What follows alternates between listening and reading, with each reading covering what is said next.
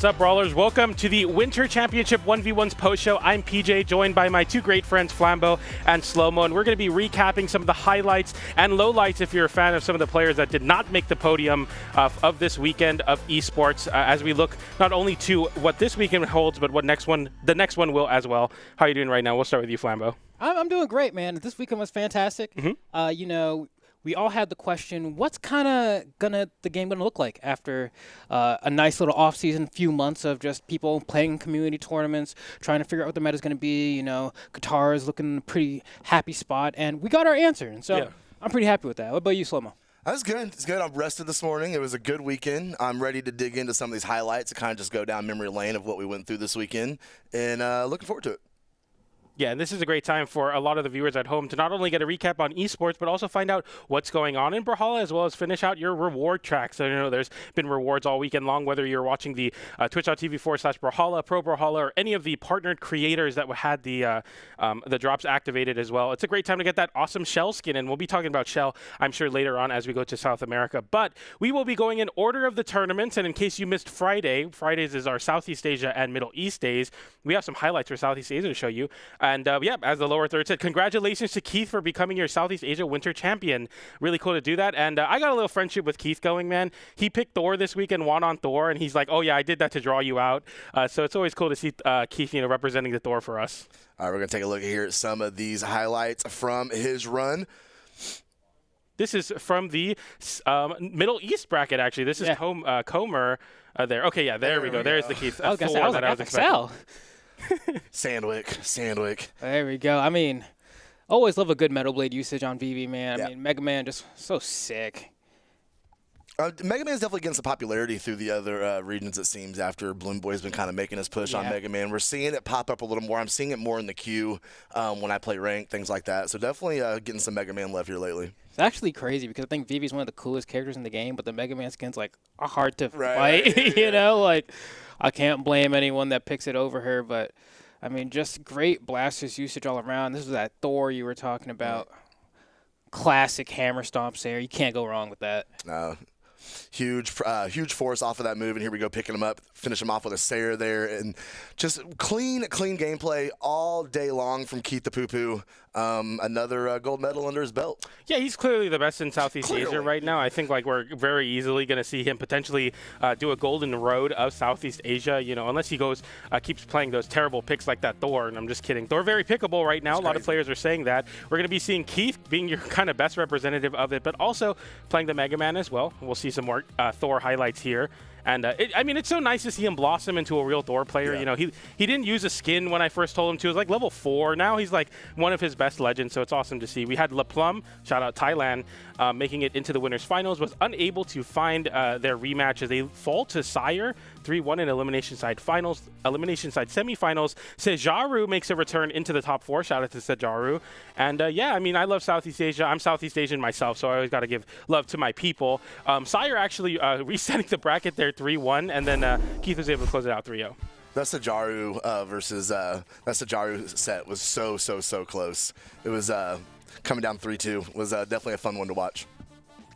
Man, I mean, I feel like Southeast Asia kind of has a bit of a history in terms of having one person kind of sit at the top and then sit there for a very long time. Of course, Tiger doing that for literally years before ever dropping from there. And now it's kind of, it might be time for the Keith show. Yeah. I mean, granted, I'm hoping that Sire doesn't make that so easy. Sire has been a top contender in the region for a very long time. I think, with some time, might be able to raise a candle to Keith. But in current times, struggling just a little bit. But we'll see how things go when it's time for Springs. Absolutely. Well, with that being said, that's going to close out Southeast Asia, and we're going to move over to our other bracket from Friday, which was the Middle East region. Yeah, and Middle East has been very contested. I think something I love about Middle East is their willingness to play in the Southeast Asia community events as well. So we see players like FXL and Poe and Comer kind of go over to other regions and kind of try to dominate, especially in the 2v2 space. However, this weekend, we're going to give a congratulations to Comer for becoming your Middle East Winter Champion. Middle East makes a return once again to our official region supported. GC sidelight there from Comer. And if you didn't know already, Orb a little bit strong in the meta. Interesting. I wonder what caster kept saying high strength Orb was going to be picked a lot. It's Happens to be me, actually. And we got a lot of that all weekend long, I will say. I'll tell myself I'm right when I am. And Comer made a very, very easy made it very easy to win that bracket, it felt like. Yeah, no, I feel like, your statement's correct. This is also kind of like the first time in Brawlhalla history that Sword is, like, irrelevant. Yeah. Sword's been on top of the meta for so long. Even if it wasn't the most strong weapon in the game, it was always paired with something else that was. We'd have a Suri at the top. We'd have Jae Yun up there. Jala even. But this is the first time in Brawlhalla history where Sword is actually just kind of being left to collect some rust, and I'm sure it'll be back in time, but because of that, I think Orb has kind of taken its place as the consistent thing to get your KOs with. So that grand final is actually kind of interesting because FXL is always that other name that we talk about in that region. And seeing FXL make it up to grand finals and not be able to take a game is very interesting for the state of how Comer is playing right now. Yeah, and then, Hebi also making a return into winners finals. Hebi's a classic contender. Yellow Flash getting, I think, one of their peak placements there. Yellow Flash always grinding those community tournaments. Whenever NSIG used to run for SEA, I would commentate a lot of Yellow Flash. I would always say his tag wrong and say Yellow Fever. And everyone in chat was like, that's a fire tag too. But I'm like, no, it's Yellow Flash. And now I'm locked in this year. No more mistakes for me on the Yellow Flash. And Fixo, of course, making the elimination side run as well. Congratulations to Comer for making it happen once again in Middle East. Very, very cool to see how that region will develop alongside Southeast Asia on the Fridays. So if there's a tournament weekend going on, make sure to tune in Friday in the morning/afternoons for the East Coast, or you can go to brawlhalla.com/schedule to find out when exactly during your time zone the bracket will be happening. And with all the Twitch drops happening, you want to get your hours in for sure. Absolutely, absolutely. That being said, we are moving on again because we had so many regions this weekend. That is going to close out Middle East, and we are going to move over a little bit to EU and take a look of how their bracket went this weekend. Yeah, EU was a fun bracket. Acno, of course, making his way all the way through, but not without giving us a little bit of a show. Especially I kept having to bring up BCX. And also, even mid-seasons last year at CEO, where we watched Acno whip out that Diana and then just absolutely cheese people with that down sig. We saw that exact same strategy kind of make its way again in this tournament, where I was like, man, are we really doing this? He would just down sig over and over and over. There was no shame, no hesitation. He would just do it, and got real far with it. I think by the time we did get kind of toward the end of the bracket, he did have to swap off of the Diana to kind of close things out. But once he did, it was But that's the interesting thing about Acno is because, the conversations I've had with him over the years, he's not really a ones guy. He prefers twos. He likes that game mode more. And so to see him come in, win a championship, and be able to just take the first ones tournament of the year is actually pretty impressive to me. Yeah, and something that I always want to give a lot of props to, a lot of flowers for, is when a player loves the game. And I think Sparky told me a story about one of his interactions with Acno at BCX. He asked Acno, "How long do you think you're going to do this, man? How long are you going to play?" And he's like, "Oh, I don't know, because I really love the game." And Sparky's like, "Man, what a refreshing take! Just a player that's playing because he loves it. He loves the grind. He loves putting in those hours." And I feel like whenever you would reach out to an EU player about, "Hey, who would you playing with to prepare with for this winter's bracket?" They're like, "Oh yeah, Acno is always in that list." And he was able to pull out quite a couple picks here. We saw the Alucard make a return here on that Ezio crossover. We saw, of course, the Diana return versus Shira in the winners in the grand final set in the reset. And I think all in all, Acno looked very, very good this weekend. Val as well earlier on here, as you'll see, versus this Ember player. I forget who this was exactly. Probably Heartbleed, maybe. Yeah, Heartbleed. Yeah, Heartbleed. Yeah, it's interesting because we had another tale of, two different breakout runs actually in EU, right? We had both Shira and Borgir making extremely deep runs. And the question I had for the weekend was, will there finally be a Brawlhalla player that has a breakout run that wins the entire tournament? I know, right? And no. Still no. Second seems to be just as far as they can get. But we got so close. I mean, Shira, we're talking, seed, it was 24? Yeah. To make such a run and then be able to actually take some games against Acno in grand finals. He it was up 2-0, needed one more game, literally one hit away, bro. Unfortunately, Acno set up in his chair a little bit and said, I'm not going to let this one slip out of my fingers. But, man, it was such a cool run to see. I know me and PJ, when we were commentating EU, we were super hyped about it. It was just so awesome, PR24, and then we had PR34 as well making it up there. So just such a fun EU bracket. It's just one of the things I love about Winter Championships. Yeah, and it's cool to see, selfishly, a nice little orb player here. Shira actually taking out Godly in the winner side of the bracket in order to move in to that grand finals position. And Shiro is playing really well. I think I want to credit a lot of it to people keep taking Dust to Small World's End and getting KO'd at very, very early. I don't know if we can get that clip. There was a clip where he hits 5 end lights into an end sig and it KOs incredibly early. I start freaking out, like, what are we doing going to Small World's End? And Dust is going to be a very present threat in the meta for probably ever. I mean, Spear, Orb, you're looking really, really solid on those weapons, but also the fact that not only are your signatures very, very good in the Orb kit, there's signatures that kind of put a hitbox right in front of you, exactly what you want as Orb, as Sidelight, has a bit of a dead zone.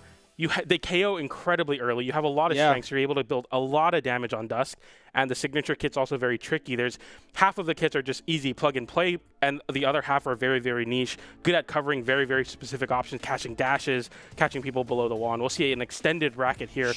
And you'll see 2 names, Shira, who made it, as well as Borgir, who got 3rd place. So we had 2 of the top 3 placing outside of the top 16 seeds and outside of the top 20 in PR for the first time, maybe in Brawlhalla history in esports. I'm not sure the last time when this big of a comeuppance has happened. As you'll see here, I mean, as the bracket kind of played out, Akno 3-1ing Munir for 7th place. Delta, Ahmet losing to Godly, and then Godly losing to Akno. Akno making the run through elimination side. Ahmet getting 5th place alongside Skeldra. Delta making their top 8 appearance there, but falling to Godly. And the Godly outside of the podium is very, very surprising. But I had to give props to Akno, man. He's been grinding for sure. He's loving the game, playing it a lot. You have to always expect that to happen when you put all that love in the game. Absolutely, absolutely. But there is your look at how Akno was able to get it done. I mean, we're going to be saying this about every single bracket. It was just so much fun. I mean, the brackets were so good. The gameplay was so good. The sets were so good.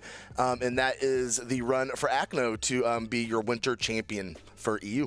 Yeah, we got some clips here from other players outside of the podium. Or no, actually Borgir made a podium, but a couple clips from throughout the bracket. We got a Borgir clip to show you. He actually kind of foretold it, I think. I saw on his Twitter account, he was like, oh, I love Nair into charged up NSIG. We'll see it versus Ahmet here. And I think this is when Borgir was like, we were all like, okay, he might win the tournament. We'll see it here. Oh, yeah, I think he gets what, like the Nair chains, right? And then just so early. So early. So early. But, I mean, you catch that neutral sig off a Fate that high in the air. Yeah. I mean, it's going to knock out pretty much regardless. There's so much force, and he got the charge off of it as well. No, that was super clean. We're going to take another look at it right here.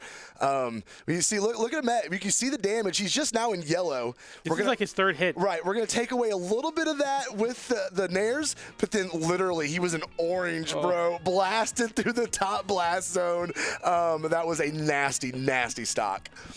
Yeah, I mean, that's just tough, right? I mean, you get hit by that, you kind of just got to give it up.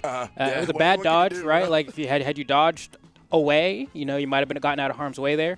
Then again, with the spread on the top, it might have actually hit still. I don't think so. I think doing spot dodge there was just not the move. If you dodged up, you get hit. Dodge in, you get hit. But from that positioning, man, just dodge away. But he was panicking. I mean, even the fact that he ended up in that position because I think right before that, Borgir goes for an N-Light Nair. And then he dodges the Nair, right? But then Borgir fast falls and then catches him with an N-Light before he touches the ground. So then the next Nair is guaranteed. And then the Nair after that one's guaranteed. And it's like, oh, man, things are looking really tough. And sometimes that's just the way it kind of happens in those games where, like, the nerves get the best of you. Your defense kind of crumbles, and then you just get blown up for it. Absolutely. But he wasn't the only one that had a nasty clip of you that we want to take a look at. Skeldra put on a clinic on that great sword. Let's take a look at it right now. We'll get some Flambeau analysis, too, as it's a great sword clip. I'm excited to see what you have to say about this. Yeah, and honestly, Skeldra cooked. You know, I mean, like, oh, my God. This is just absolute beatdown for Skeldra. Like, that, yeah. It's, bro. You got red to filth. Like, you know, there's parts of this where it's like, okay, that's just, like, good, great sword advantage stage. But, like, he just absolutely, like, Akno doesn't even look like he's playing the game. Because he can't. Like, God. And here is like a great opportunity for Akno to reverse things. But then I think Skeldra sneaks through. Yeah, he messes up the guaranteed combo there. But like this juggle is sick because, all right, he gets the recovery and then he goes for the gravity cancel end light because Acno at that point doesn't even have a dodge. He's able to catch the landing. But this chase dodge down, you just got red, bro. like you just got red. The fact that he knows not only to chase dodge down but also to turn around the end light because he knows Acno's going to try to cross through is just like there's nothing to say there, bro. You just got packed up. Oh, my goodness. Yeah, we definitely wanted to show you guys this interaction between Acno and Skeldra. Skeldra absolutely popping off, and then we see this offstage interaction right here. It could have been anyone's stock. Skeldra taking all the way out, but we see the drop, and he's able to find his way back over. Yeah, Acno choked that stock, man. Like, he got the D-light, and he did the most delayed ground pound of all time. Such a fun interaction to watch. Dang. Yeah, I was happy to see Skeldra just playing Jay Yun again, just because in the past we've seen Skeldra mess around with Sidra a lot, and Cannon's still pretty good right now. We saw Rishibu have a great run with Cannon in North America as well. So I was like, oh, we're probably going to end up seeing more Sidra. And then when I saw the Jay Yun being picked, an actual mix happening with that great sword, I was like, okay, maybe we're back. Haven't seen too much great sword. It really was just Skeldra and Rutsmi, I think. There's just really not a whole lot of players that have stuck with it.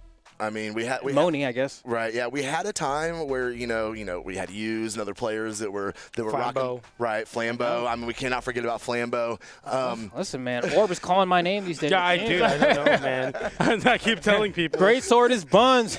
But hopefully, with the snap dash changes, we'll kind of be back. But it is nice to see some players giving it some representation in bracket and finding some success with it. So yeah, no, that was great. That was absolutely great, man. Whew. Where are we going next, PJ?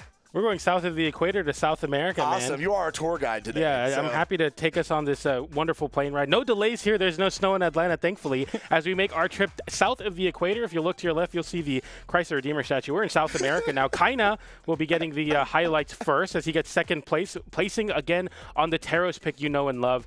And, yeah, we should be getting an on-time landing here. Sandwich gets it together. I think we will. We'll see some Kaina highlights right now. Great transition, man. He's locked in. Some double shovel treble. I like it. I like it. A lot of snow this weekend. He picked the shovels, man. I mean, you can head to my driveway if you don't mind. We're getting some snow back home right now. So anybody want to go shovel my driveway, you are more than welcome to. Man, Kaina on Taros again, which, after, what was that? Mid-seasons maybe, or one of those tournaments kind of gave a whole little spiel about how he wasn't really going to be playing Taros like that anymore, yada yada yada. That's what every Taros player says. Right back to Old Faithful. I mean, kind of did great. Didn't end up taking the entire thing, but did have an extremely deep run. I mean, honestly, just Hughes kind of really made it difficult for him. Right. But Hughes on the Ember. I mean, we're going to get to it, but yeah, man. Yeah, and kind of looked really good. He was talking about not playing Taros. I love giving this shout out. He has been teaching his dad to play Brawlhalla. He bought his dad a PC, and his dad plays Taros. And he was talking to me about that. And I was like, okay, maybe he's like coaching his dad to play Taros more. And then I think he sent me a clip of his dad clipping one of the South American pro players. Way. He's like 22 something, or like he's like pretty good at the game. I love it. And I was like, maybe that's like a little bit of like, wait a minute, if my dad can cook on Taros, maybe I can still do it too. We saw the Zariel, and I want to give a shout out to Kaina, who's been on the content grind alongside Balloon Boy. With a lot of Devil Jin, but I think the Taros is looking really good right now. It's always cool to see the fact that he is probably one of the most complete Taros players in terms of using the two weapons to kind of condition you through the weapons. You play against the hammer for so long, and then you're like, okay, I have to land these ways. Then he picks up an axe, and he starts hitting with D-lights and nairs, and it's like, man, I can't get away from it. I'm not fighting axe. I'm not fighting hammer. I'm not even fighting Taros. I'm fighting Kaina, and that's like my favorite part about him. Yeah, he's definitely his own monster when it comes to piloting that Taros. But wasn't quite able to get it done this weekend, unfortunately. Yeah. Because we had Hughes on Ember. I love it, man. I mean, like, if there's anything I give to Hughes is that he's very smart about his ability to pick up what he believes is strong, and he will just play that legend regardless of what everyone else is doing, right? And so there was that one tournament, I think that might have been mid-seasons, maybe like 2 years ago even, where he ended up picking a Alucard for the first time, and that was like, didn't end up winning with it, but was able to kind of demonstrate why Orb is so strong. And this time around with the 4 defense Ember, which into Taros of all legends is a very scary matchup. I think we all know that, right? Sure, you get that little extra bit of defense, but that's not really going to help you. It saves you from maybe like one more Sayer, and that's it. But was able to just completely, Hughes, kind of known these days a little bit more for having a bit more of a passive playstyle, was really able to bait out Kaina's attacks and then just really make him feel the pain and the punishes. Yeah, and I definitely have to agree with that. I want to kind of remember back to the interview me and Slow-Mo did with Marky Moo about kind of who, if we put all three of the winners, Akno, Marky Moo, as well as Hughes, who would win. And Marky Moo was like, well, Hughes is the only one that won his tournament so handedly. And I definitely have to agree with Marky Moo. I mean, this is return to championship form. He's found his passion again in this pick. And I'll be honest with you, I was kind of hoping he was going to play Vector. I was going to bring up the Vector because all the legends that Hughes has been able to have a success with, I mean, he's won a tournament on Vector. The least popular legend. Right. I think Vector finally just stopped being the lowest picked legend in Brawlhalla. I forgot. It might be 7 now. It might be like another one of those legends. But nonetheless, like Hughes was playing it at I think he was playing it at BCX in 2s with Lopez maybe, and then after the fact, like he was playing Priya, and now the Priya is completely gone. He's locked in on this Ember pick, and he looks a lot better for it. Take a look at the upper bracket breakdown there and see how Hughes was able to make it that way with a 3-1 victory in grand finals against Kaina. Kaina making his way back up there, going 3-0 against C. C is another name we really didn't bring up at all today, who had an amazing run this weekend. We could have done a whole highlight reel based off of C as well. You see him taking out Vim 10 Kilo 3-0, taking out Ian 3-0, taking out Manji 3-0. C had one heck of a run. Yeah, and I'll do a quick shout out once again. You see that Kant DQ to M10 Kilo. Congratulations to Kant's sister getting married. Kant had to go to that wedding. Yep. You know, we always want to give shout outs for wholesome moments like that. So big shout out to Kant for making it even so and getting a 5th place finish. You know, you can't be too mad about that. Taking a game off of Kaina in the process. But Vem 10 Kilo falling to C, I think, is a big upset. And I agree. We definitely have to look out to see if C is here to stay. I would have to guess. So I think that South America has a very unique ability to have like up-and-comers that actually like have longevity. You don't really see like any flukes. I mean, even Vem 10 Kilo, for example, everyone's like, man, it's a fluke. It was Priya, it's a Mickey tournament. And then he goes on to place into the top 8 of Petra. BCX on Petra. Yeah. So it's like he's a player that's incredibly strong. On the other side of it, you had Wes there falling to Vem 10 Kilo, but Wes is a ever-present threat in South America. A lot of great players there. Yeah, very. South America was very high energy, just very fast pace compared. We had a game. We literally had a game that was less than a minute. Yeah. So crazy. It was just very, very. It was very explosive gameplay through South America all day long, and we saw their Hughes getting the job done on Ember. That is impressive. I don't care. Ember is just her name does not come up in the conversation ever. Yeah. So to see him get it done on the guitars and the bow on that 4 defense, very impressive. Dude. Ember's been buffed like 4 times in a row, dude. I'm just like, it like annoys me when like I read the patch notes and I'm like, this character is clearly really strong and the rest of the Brawlhalla community are just, they're cowards, man. They're just like, I won't play the low defense legend. And I'm like, her down sig is the strongest in the game. Like, bro, like, what are we doing? I forget the tag and I'm really, is it Emogi? Emogi at Platfight made top 8. He's like an OG Ember player who made a return back to Brawlhalla at Platfight, made top 8 on Ember when Katars were broken. And I was like, dude, this character is kind of crazy. They also let Sandwick get top 8. No, it was Platfight Online from the last year. No, hey, wait, first of all, that's Mr. 33rd to you, buddy. Second of all, I'm talking about Platfight Online. Most recently, I think Weechabu won that event. Or maybe, Bunny did. Bunny beat Meg D at that event. Shout out to Bunny. And there was an Ember player, and it was a lot of Qatar conversation. People were like, well, obviously Asuri is really good. A Queen Nai is really good. But I'm like, wait a minute. Ember's kind of nasty. Like, Bo is good enough. I mean, it complements how good do you need to be when you have Qatars. You have crazy, insane signatures. Literally insane. Yeah, like crazy. Bo's good. It just doesn't knock out. Who cares?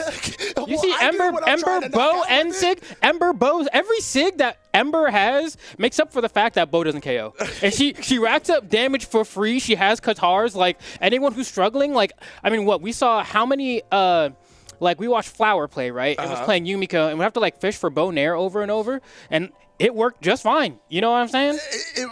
Okay, it didn't work just fine. It worked just fine. We sat here and watched him throw like 4 back to back to back. Hey, if he played Ember, wouldn't have been a problem. Yeah, just N-Sig. It's crazy because just N-Sig. Because no, seriously, like Ember's Bow N-Sig is just N-Light that KOs. Yep. It sends at a straight diagonal ahead of you. It's literally the same thing. It's the same thing, and it comes out incredibly fast. Yeah. How do you whiff punish that move? She moves while she does it.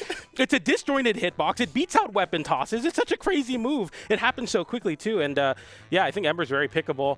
I cannot wait to be cooked for this take, by the way. I'm sure somebody's like, no, Ember's not playable. But speaking of which, we got a lot of Scythe this weekend, too. I wanted to talk about that. Scythe received a lot of nerfs. I thought that weapon was done. Just cannot play Scythe. I thought it was over. It just can't happen anymore. It's crazy. And then we had Borgir placing the top 3 with the Scythe. And then, of course, a little foreshadowing as we go into North America. We had Markimu win that one. But before we talk about that, we must talk about our new free soloist making their highest placement ever, their first ever silver. Shout out to Flower making it in with the Yumiko, man. That's very, very impressive. We'll get some highlights of Flower right now. Something I really enjoyed about Flower's gameplay is that whenever he would get a stock, he would immediately start charging a down sig to place the Wisp on top of him, and then he would just sit in it. Because if you attack him, it makes you lose your invincibility, and then you immediately get hit by the Wisp. So it was a very smart way of bypassing his opponent's respawn invincibility, and then just being able to play the game from there. And he was able to get a few combos off of it as well. And so just a very smart strategy that I haven't really been seeing people use too much, but I like that Flower's still innovating with the character, because Yumiko is definitely one of those specialist types. So he definitely was showing, some of the things that he's practiced, and his hammer, I felt like during the tournament, I was a little bit of a hater of it, but it came through, man. It really did. No, it was exactly the tool that he needed. I mean, we saw every single game he played, we were on the bow, we would build up damage, then we'd find the hammer, stomp Sair, try and catch a nair, something in that stock. And he just used her kit so good to be able to stay to that discipline and be able to fish his knockouts that way.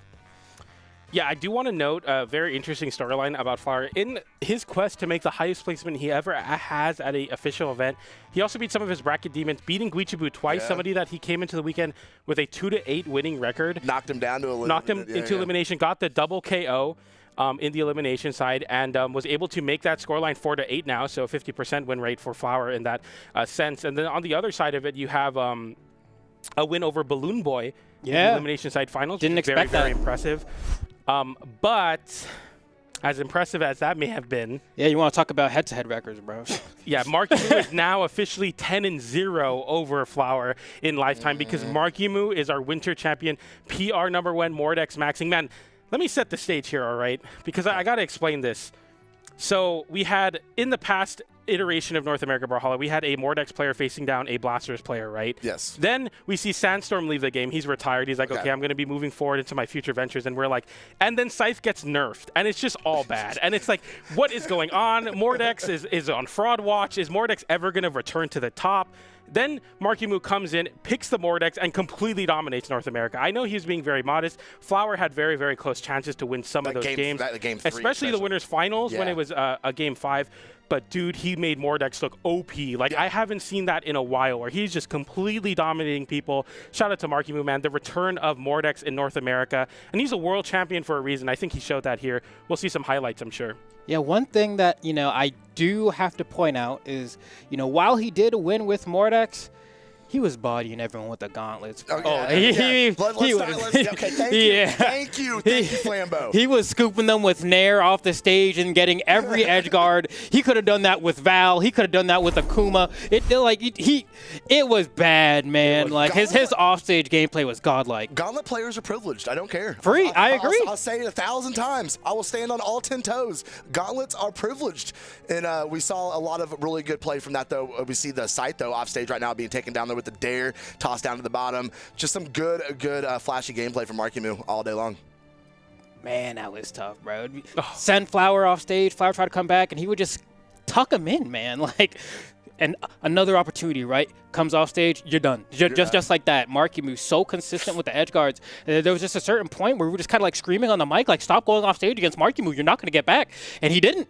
Nope. And Markimu just plays so well this weekend. We see that side air there. I think that might have been one of the last stocks that he needed to win this tournament. And, man, it's just nice to see him. But there was a very fun set between Markimu and Bunny. I think Bunny had, very good chances to potentially upset Markimu. I think another player that has yet to beat Markimu at any event, period. Flower with some chances here in this set. But I think Markimu very, very clearly looks very, very good. I think that if we put them all in a round robin between Keith and Comer and Markimu and Akno and Hughes, I think that Markimu might just win it, just on how well he's playing when he was feeling confident. I think he was a little shaky earlier on. He talked about how he entered the NSIG event, and I think he got 9th. Yeah. And he was talking about how that hurts his mentality, but then he started getting the wins in the winner's side, walked through the bracket, and got that confidence back. And when Markimu plays confidently, he wins BCS. Oh, yeah.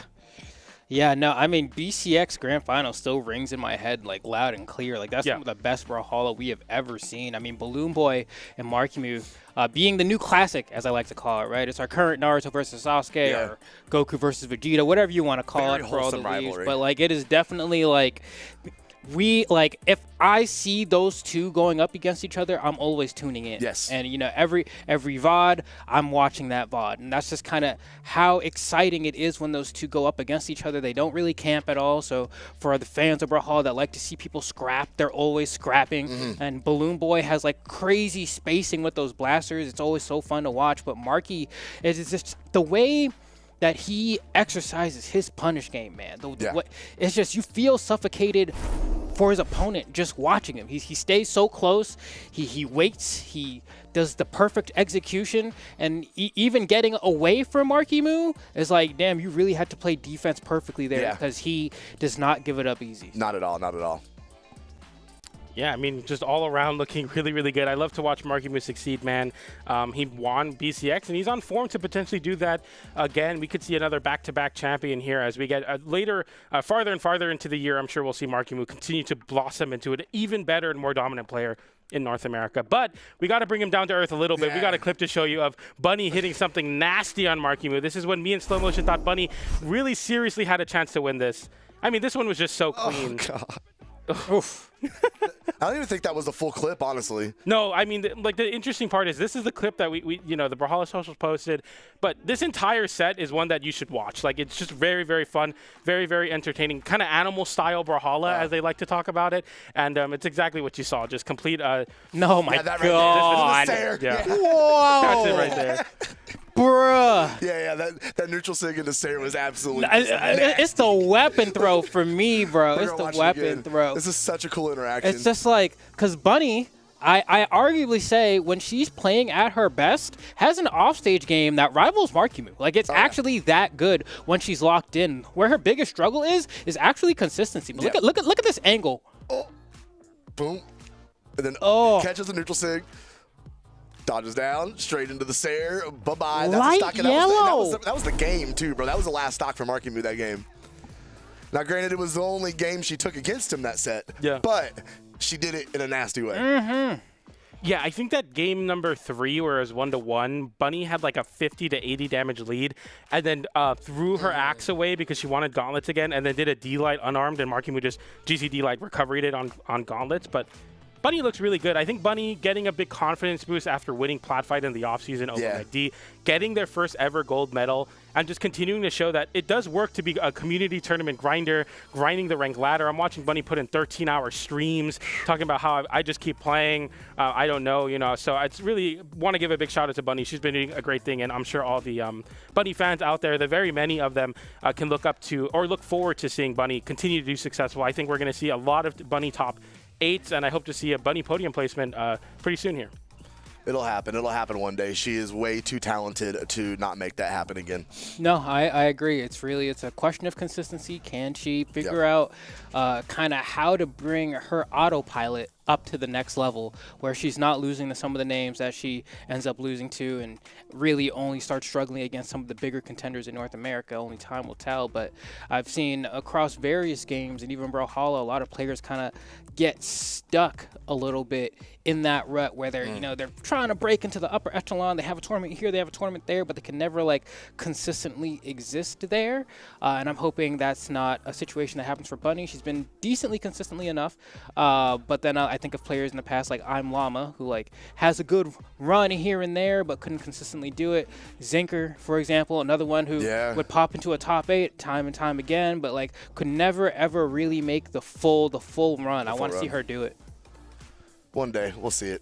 Yeah, I think so too. I think she's really good, and I think her archetype of player is one that's present across all esports, where it's like when it's a player that has to play perfectly and plays incredibly high execution demanding play style.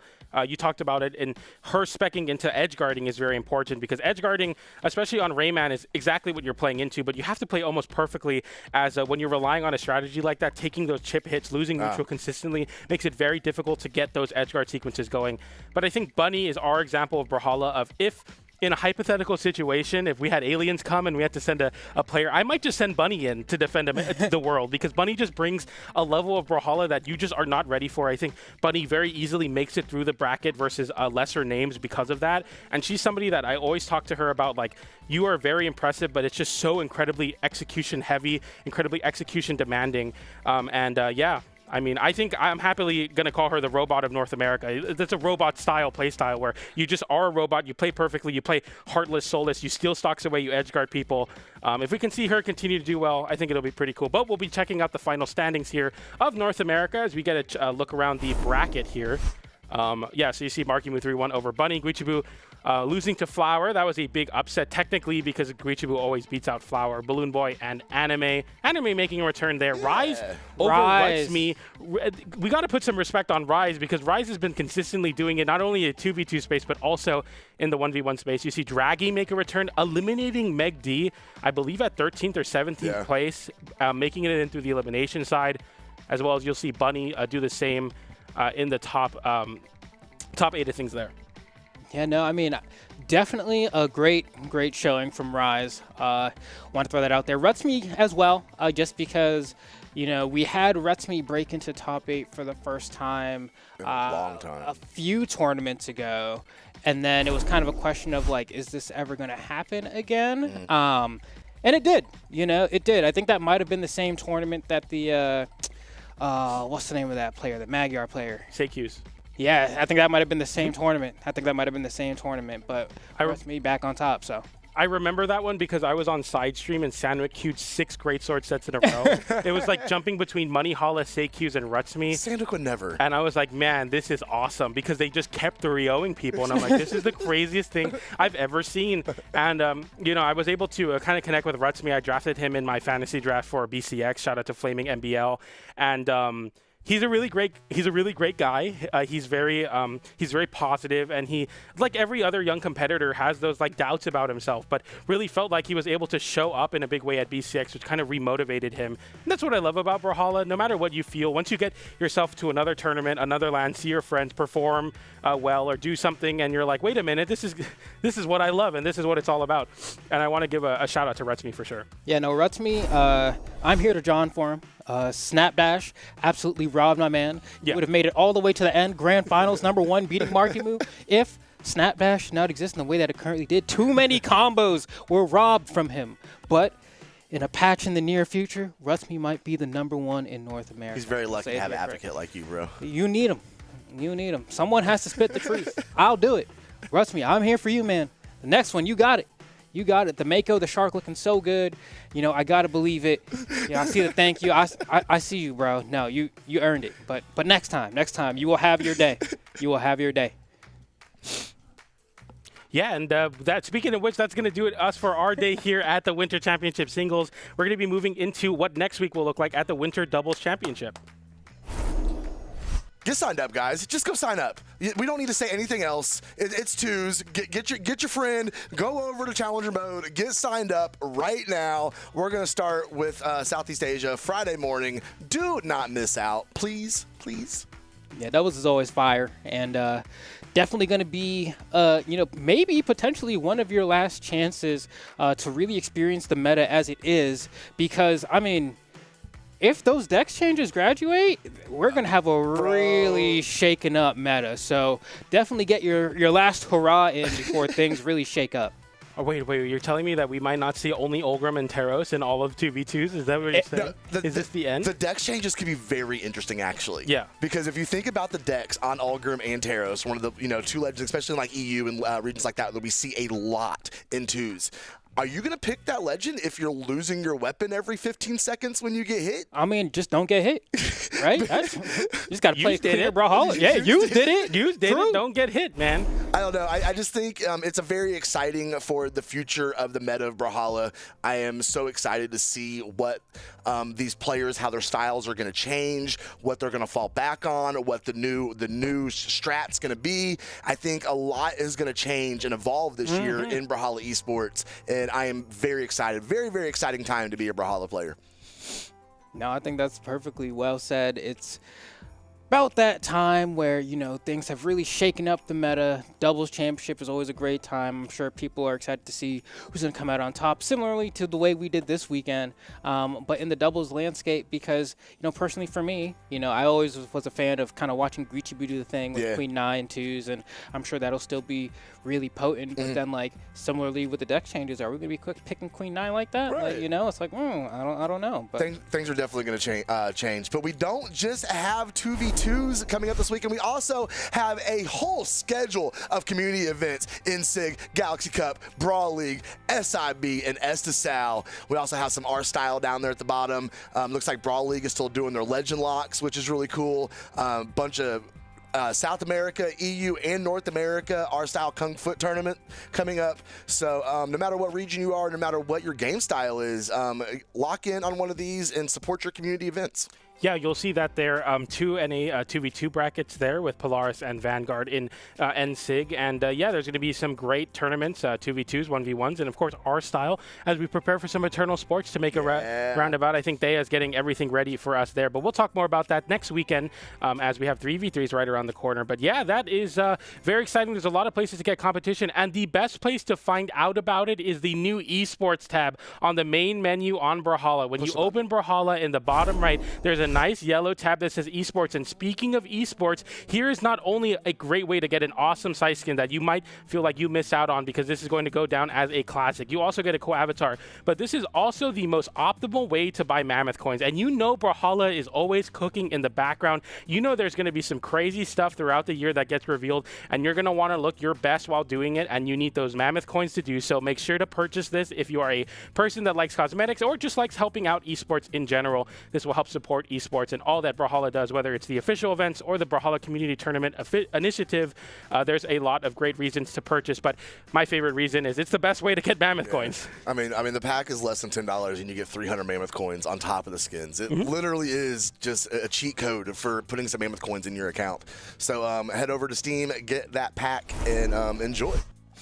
Yeah, no, I mean, that scythe is crazy. If not for the scythe alone, brother, you guys got to, go ahead, pick that one up, really do some damage. I heard that scythe crits when you use it. So. Oh, yeah? Oh, yeah, maybe. We got weapon stats now? Hey, that's a... You know, wait, let me cook here. All right. Now that you say that, we changed Dex. So we say, you know what, Foda, Steven, let's get PJ right to do this. Okay. Dex gets removed. We put in a critical strike chance, okay, which scales with dexterity. So Teros has a very low crit strike chance. Okay. But a legend like Linfei has a high crit strike chance. That could be very interesting. What are we thinking?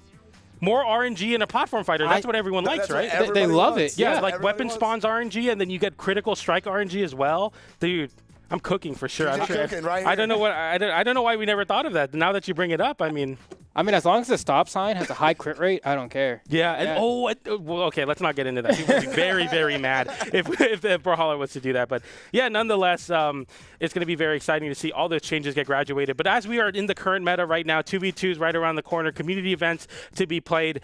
Man, it's just looking so great for Brawlhalla right now. I'm so excited. We're eating good. We're eating good for sure. Man, that was a nice trip through this weekend. Yeah. We got to see lots so close. No, toast, stop. Just stop. And the transitions, too. I didn't even know Brawlhalla did transitions. We just do screen wipes. Oh, see, that one was just... He's getting low. All right.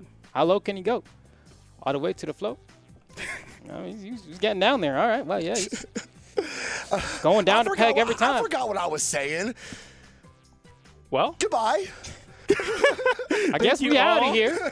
Thank you all so much for tuning into the post show. We've been Flambeau Slow Motion, and I've been PJ. And just want to say, stay warm out there if you guys are on the East Coast. There's a lot of storms going on. Stay safe. Make sure you drink water and get yourself ready for Winter Championships coming up this weekend for 2v2s. I know me and Slow-Mo will be here for it. And make sure to tune in Friday, Saturday, and Sunday for Southeast Asia, Middle East, EU, South America, and North America in that order. Or go to Brawlhalla.com/schedule to find out when you should tune in at your time zone. It's so nice and easy. Brawlhalla.com/schedule, and you see exactly when you can tune in so that you know that you have enough time to make it to get those awesome Twitch drops.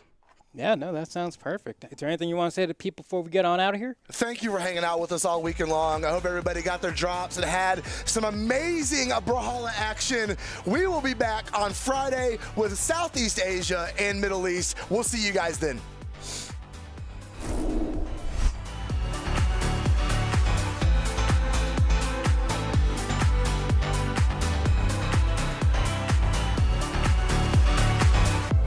Behind these walls, somewhere on the other side.